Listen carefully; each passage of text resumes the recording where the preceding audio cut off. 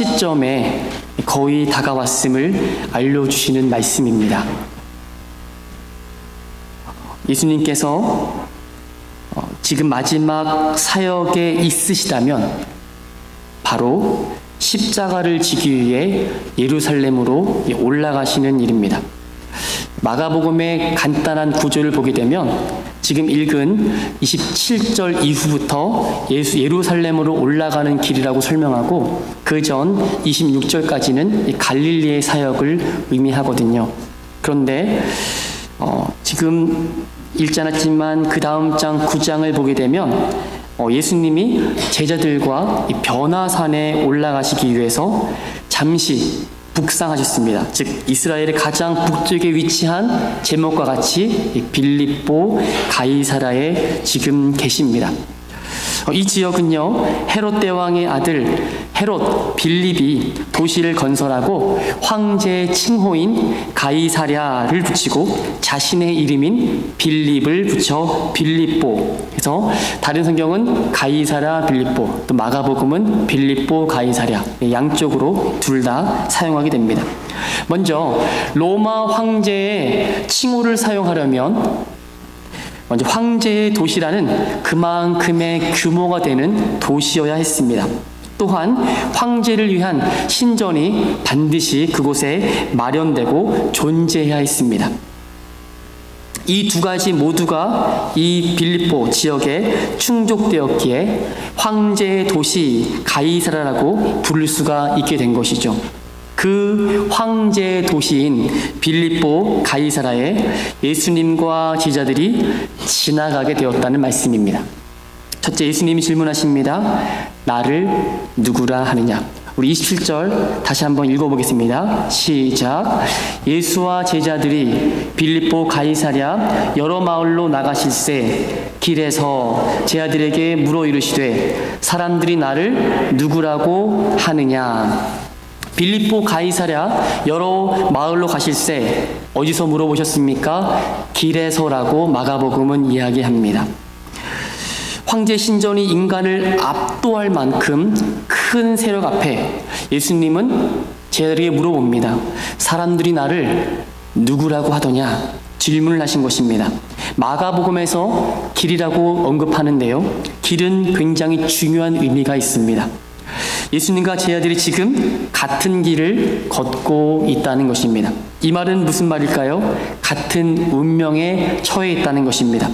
요한복음 14장 6절 말씀에 나는 곧 길이요 진리요 생명이니 나로 말미암지 않고는 아버지께로 올 자가 없느니라 말씀하셨습니다. 예수님이 웅장한 황제의 도시 가이사라 빌립보 가이사라를 배경으로 제자들에게 물어보시는 겁니다. 제자들은 좁은 눈과 좁은 길을 통과하고 함께하면서 사람들이 도대체 나에 대해서 뭐라고 하는지 질문한 것이죠. 제자들은 이렇게 답합니다. 28절에 세례 요한이라 하고 더러는 엘리야 더러는 선지자 중에 하나이다 라고 말합니다. 말라기 4장 한번 찾아볼까요? 말라기서 4장, 마가복음 앞에 마태복음, 그 앞에 말라기서가 있는데요. 말라기서 4장을 한번 함께 찾아보겠습니다.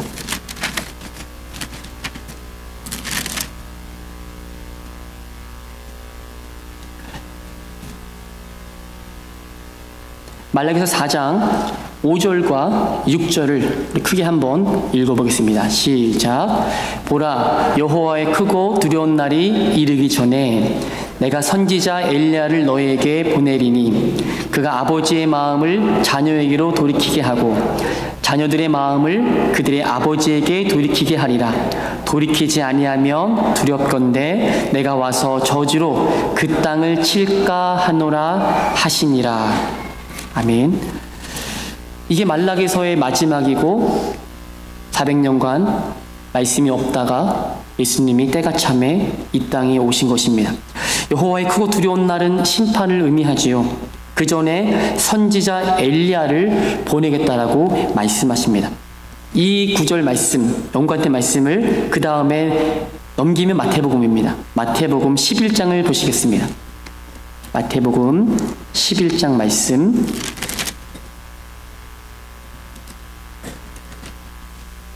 마태복음 11장 11절, 12절, 13절 보겠습니다. 마태복음 11장 11, 12, 13절 그리고 14절까지 보겠습니다. 마태복음 11장 11절부터입니다. 우리 함께 있습니다. 시작. 내가 진실로 너에게 말하노니 여자가 낳은 자 중에 세례 요한보다 큰 이가 일어남이 없도다. 그러나 천국에서는 극히 작은 자라도 그보다 크니라. 세례 요한의 때부터 지금까지 천국은 침노를 당하나니 침노하는 자는 빼앗느니라. 모든 선지자와 율법이 예언한 것은 요한까지니 만일 너희가 질거받을진대 오리라 한 엘리야가 곧 이 사람이라 이니라. 마지막 15절 귀 있는 자는 들을지어다. 조금 더 명확해졌지요. 세례 요한이 바로 말라기서 4장의 5절에 나와 있는 그 엘리야라고 가르쳐 주십니다. 이 말은 세상 사람들이 아직 예수님을 제대로 알아보지 못했다는 뜻입니다. 다시 말하면 세례 요한과 또 엘리야 같은 아직 메시아 그리스도로 생각해 본 적이 없다는 뜻입니다. 이 말은 세상 사람들 중에 예수님을 그리스도로, 헬라어로, 히브리어는 메시아로 고백한 사람이 없다라는 것입니다. 그러던 중에 제자들에게 예수님이 동일한 질문을 하십니다. 우리 29절을 다시 한번 읽어볼까요? 마가복음 8장 29절입니다. 시작. 또 물으시되 너희는 나를 누구라 하느냐? 베드로가 대답하여 이르되 주는 그리스도시니이다 하매. 제자 중 1등 제자라고, 수석 제자라고 말하는 베드로가 말합니다. 주는 그리스도시니이다. 헬라어로 보게 되면 주라는 말이 없습니다. 그냥 수, 당신은 이렇게 써 있어요. 당신은 그리스도십니다. 마태복음 16장 16절에 보면 조금 더 자세히 나와 있습니다. 주는 그리스도시요 살아계신 하나님의 아들이시니이다. 황제의 신전이 있는 빌립보 가이사랴를 배경으로 베드로의 이 신앙 고백은 굉장히 깊은 의미가 있다는 것입니다. 베드로는 예수님을 그리스도라고 고백합니다. 팔레스타인 땅을 다스리는 로마 황제가 구원자가 아니라는 뜻이에요. 그 당시 사람들은 풍요와 경제적으로 풍성한 힘을 갖고 있는 로마 황제가 거의 신격화되어 있었습니다. 황제가 제공하는 모든 것 때문에 이 팔레스타인 이스라엘 사람들이 살고 있다라고 생각할 정도였습니다. 그런데 베드로가 주님이 물어보시는 너희는 나를 누구냐고 물었을 때에 다른 사람들 같지 않고 예수님, 당신은 그리스도십니다. 당신은 하나님의 아들이십니다라고 고백한 것입니다. 화려한 황제의 도시 빌립보 가이사랴를 배경으로 세상을 압도하는 그 권력 앞에서 베드로의 고백은 참으로 귀한 것입니다. 왜냐하면 황제를 생각할 때는 너무 높고 화려한데 옆에 서 있는 30대 초반의 이 예수 그리스도, 나사렛 예수는 볼품이 없거든요. 그런데 그분을 향하여 이분이 세상을 구원하는 그리스도라고 고백한 것입니다. 황금 만능주의를 선호하지 않고 인기에 편승하지 않는 예수님이 바로 하나님 나라 천국을 가게 하는 길이요 진리요 생명이며 그리스도가 되시고 하나님의 아들이라고 고백한 것입니다. 예수님은 이 반석 위에 내 교회를 세우시겠다고 천명하셨습니다.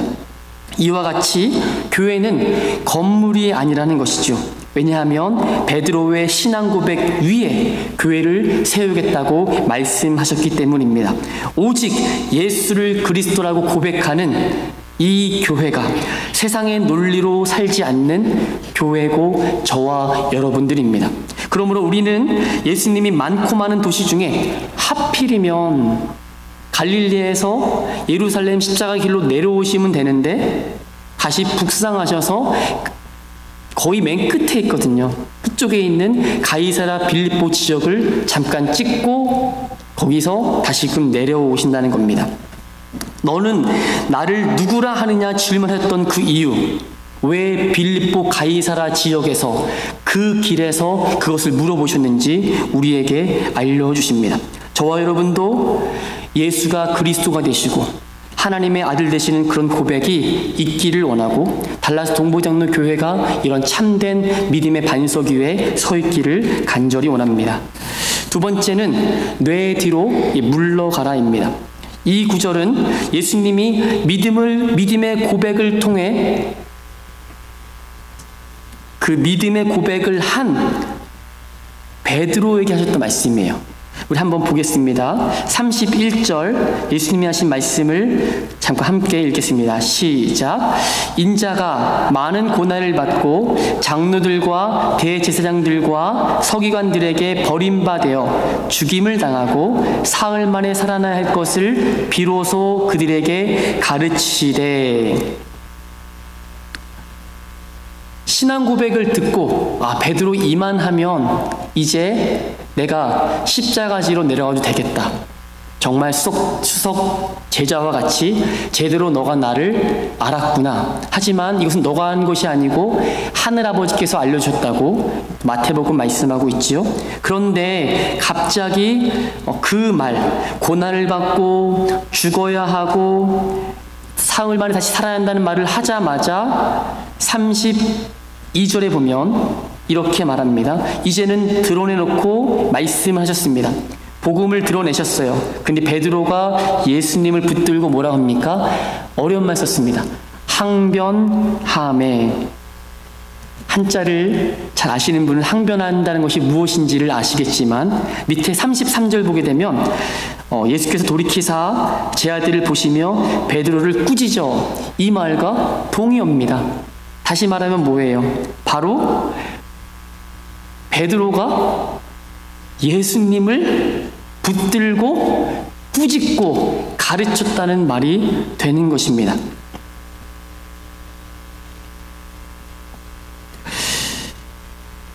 사실 예수님은 베드로에게 그 다음에 보시면 사단아 뇌 뒤로 물러가라 라고 명령하셨어요. 베드로가 무슨 일을 어떻게 잘못했길래 이 고백 위에 내 교회를 세우셨다고 하셨는데 갑자기 베드로를 향하여 사단이라고 말하면서 뇌 뒤로 물러가라고 하셨냐라는 것입니다.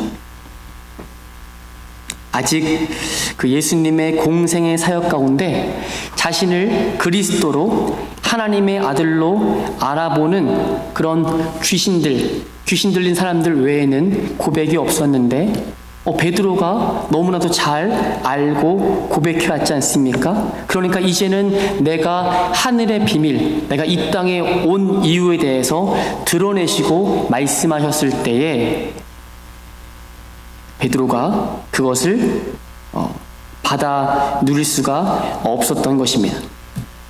예수님이 처음으로 드러내놓고 말씀을 가르치셨어요.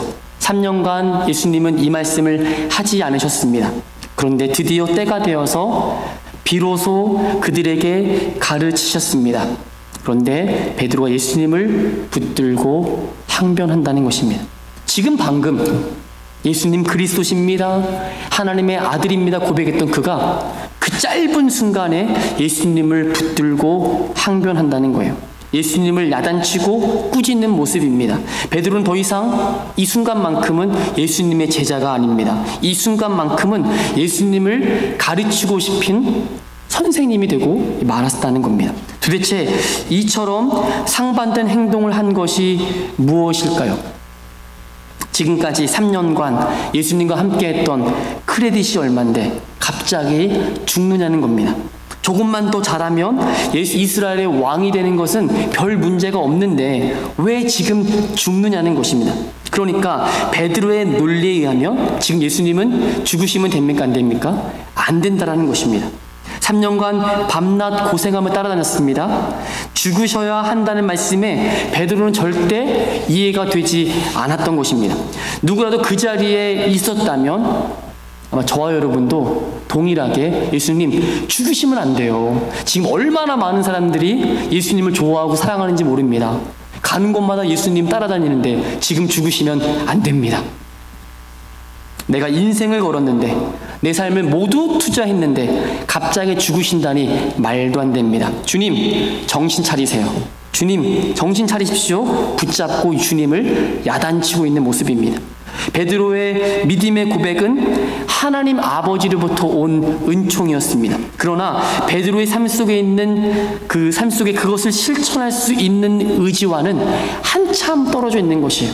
잘 생각해 보십시오. 우리가 하나님이 누구신지, 예수님이 누구신지 성경에 써있는 기자의 그 고백을 그대로 읽어서 내 속 고백할 수 있을지라도 내 뜻과 하나님 뜻이 안 맞으면 우리도 예수님 붙잡고 항변할 수 있는 그런 위인이라는 것입니다.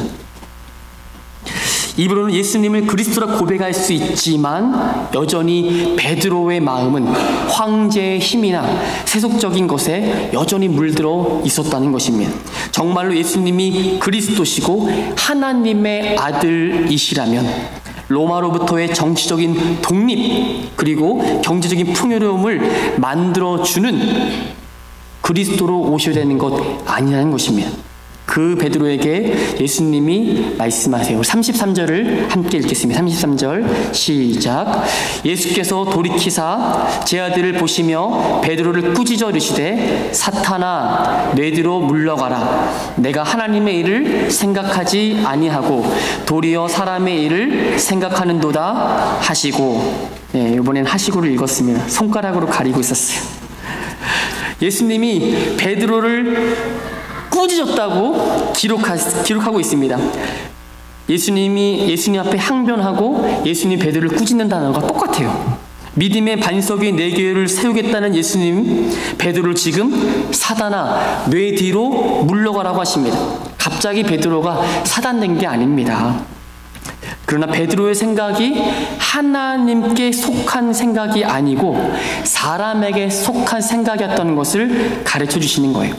예수는 그리스도, 하나님의 아들이라고 고백했던 그 베드로를 향해서 주님 뭐라 그러십니까? 내 뒤로 물러가라.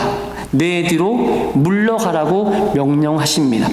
너 저리 가 있어! 이런 뜻이 아니고요. 이제 너 내 뒤에 가서 서라는 뜻입니다. 예수님이 앞에 있고 베드로가 앞에서 붙들고 흔드는데 그러지 말고 너 이제 진짜 그 고백한 사람처럼 내 앞에 서 있지 말고 내 뒤에 서라는 것입니다.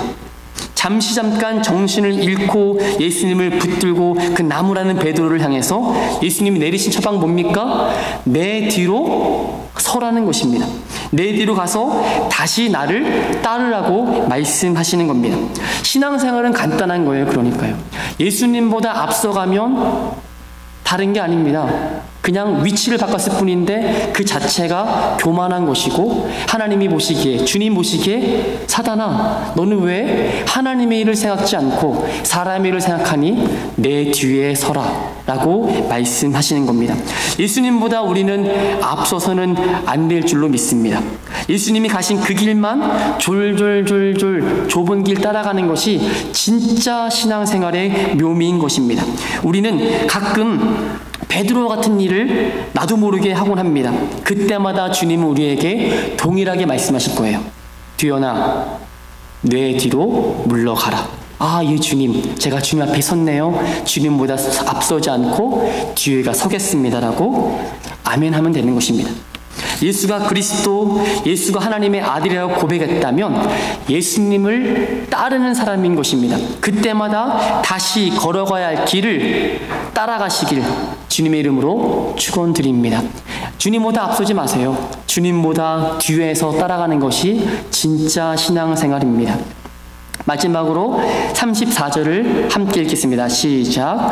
무리와 제 아들을 불러 이르시되 누구든지 나를 따라오려거든 자기를 부인하고 자기 십자가를 지고 나를 따를 것이니라. 아멘.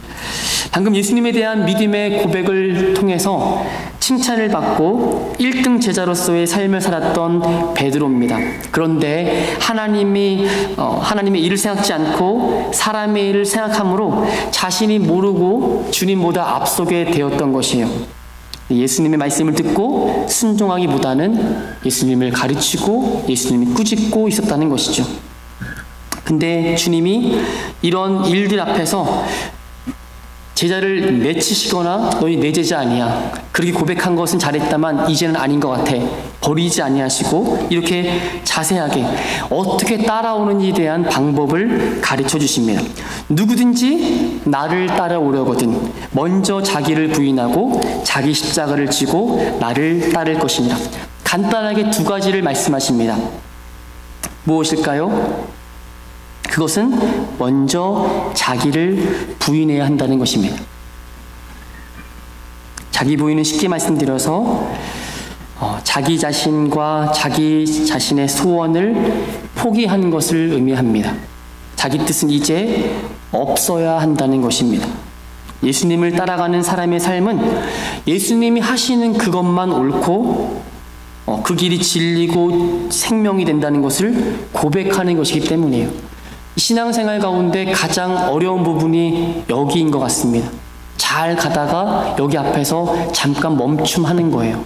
나를 부인하기가 너무 힘들고 이게 가장 어렵다고 생각하는 것입니다.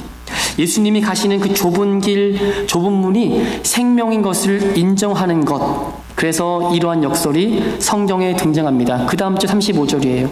누구든지 자기 목숨을 구원하고자 하면 잃을 것이요, 누구든지 나와 복음을 위하여 자기 목숨을 잃으면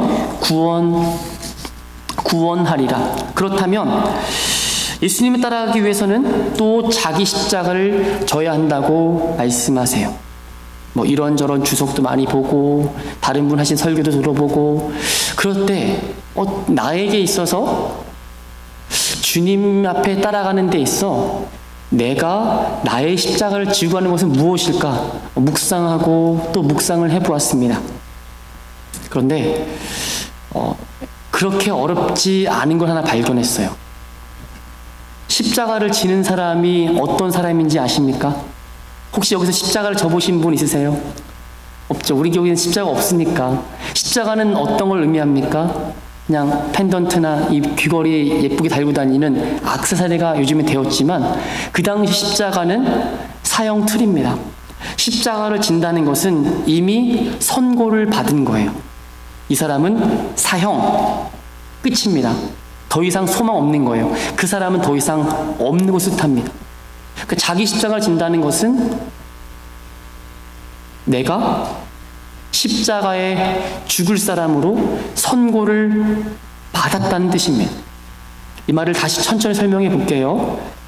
내가 죽었다고 생각하지 않고서는 십자가를 질 수가 없다는 뜻이에요. 우리 찬양도 많이 하고 십자가에 대해서 많이 묵상하고 십자가에 대한 이야기를 많이 들었는데, 정작 그 십자가는 예수님이 지신 십자가로만 생각하지 내가 믿는 사람인 내가 져야 할 십자가라는 생각을 전혀 생각하지 않는다는 것입니다. 그러니까 주님이 이렇게 말씀하세요. 누구든지 나를 따라오려거든 첫 번째 자기를 부인하고 두 번째 자기 십자가를 지면 나를 따라올 수 있다라고 하는, 이해가 잘 안 되는 말씀을 하시는 거예요. 나는 분명 주님을 따라간다 하는데 자기 부인이 안 되고 내 십자가를 지지 않으니까 말은 따라가는데 실제로 따라가지 않고 있다는 결과를 낳고 있다는 것입니다. 다시 한번요. 내가 이미 그리스도와 함께 십자가에 죽은 사람이라는 것을 정말 안다면, 내 모습에서 내가 나와서 너 정말 죽었구나라는 것을 볼 수만 있다면 얼마나 좋을까 싶지만 우리는 늘 쌩쌩하게 살아있다는 거예요. 그러므로 자기 십자가는 사형 선고를 받은 자가 최종적으로 거의 확정되어서 더 이상 항소가 불가능한 상태가 자기 십자가를 진다는 상태라는 겁니다. 나 이거 못하겠습니다. 이건 무죄, 나 유죄 아니에요, 무죄라고 할 수 있는 기회가 전혀 없는 것이 자기 십자가를 지는 상태라고 성경은 말합니다. 이러한 사람들만이 예수님을 따라갈 수 있다라고 말씀합니다. 2000년 전 로마 지파에 있었던 그 유대인들 사형 선고를 받고 십자가를 메고 사형장으로 향합니다. 사형수는 자신이 메고 가는 십자가 형틀 위에 못 박혀서 사형을 당한다는 것을 알게 되는 것이죠. 사형수가 지고 가는 십자가의 의미는 그때까지 살아왔던 사형수 자기 자신의 삶의 총체적인 부인이 되는 것입니다. 그러므로 자기 부인과 자기 십자가는요, 동전의 양면과 같습니다.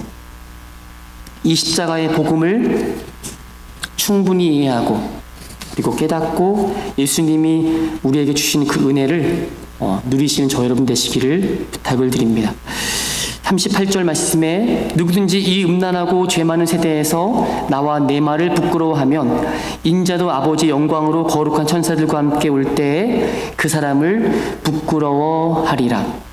마태복음 10장에 가면요, 32절 33절에 이 말씀을 조금 다르게 말씀하고 있어요. 들어보세요. 마태복음 10장 32절 33절입니다.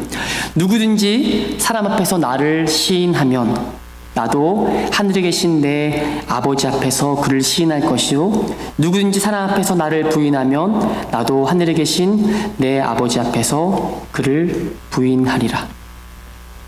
이제는 명확하시죠? 말씀을 정리합니다. 황제의 도시인 빌립보 가이사랴. 사람들이 생각하는 예수님은 메시아가 아니었고 메시아가 오기 전 단계에 그냥 선지자로만 취급했습니다. 그러나 베드로는 예수님이 그리스도와 하나님의 아들 되신다는 것을 고백하였고 그 반석 위에 교회를 세우시겠다고 주님이 천명하십니다. 예수님을 따라가는 길을 반드시 예수님 뒤에 서야 된다고 가르쳐주고 또한 예수님을 따라가는 삶을 살려면 첫 번째 자기 부인과 자기가 죽은 그 십자가 사형 선고받아 더 이상 항소할 수 없는 그 자리까지 가야 주님의 길을 따라간다고 성경은 말씀합니다. 자, 여러분, 예수님과 복음을 부끄러워하지 아니하고 예수를 그리스도로 고백할 수 있는 저 여러분 되시기를 간절히 축원드립니다.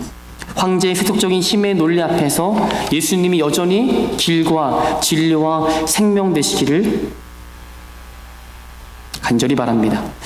기도하겠습니다. 하나님 아버지, 우리가 살고 있는 이 시대가 빌립보 가이사랴와 같이 세상적인 논리와 또 황금 막는주의 앞에서 예수님이 그리스도가 되시고 하나님의 아들 되신다는 그런 믿음의 고백이 있기를 원합니다. 달랏 동부장로교회를 세우시고 이곳에 직분 주시고 예수 믿고 따라가는 사람이라고 우리가 스스로 말하고 이렇게 신앙생활하고 있는데 주님이 오늘 너는 나를 누구라 하느냐 질문하셨던 이 질문이 내게도 질문이 되어지고 그것을 답할 수 있기를 원하고 또 아버지, 내가 주님을 설득하거나 주님을 가르치기보다는 주님의 뒤에 가서 주님을 따라갈 수 있는 그러한 믿음이 있기를 원합니다.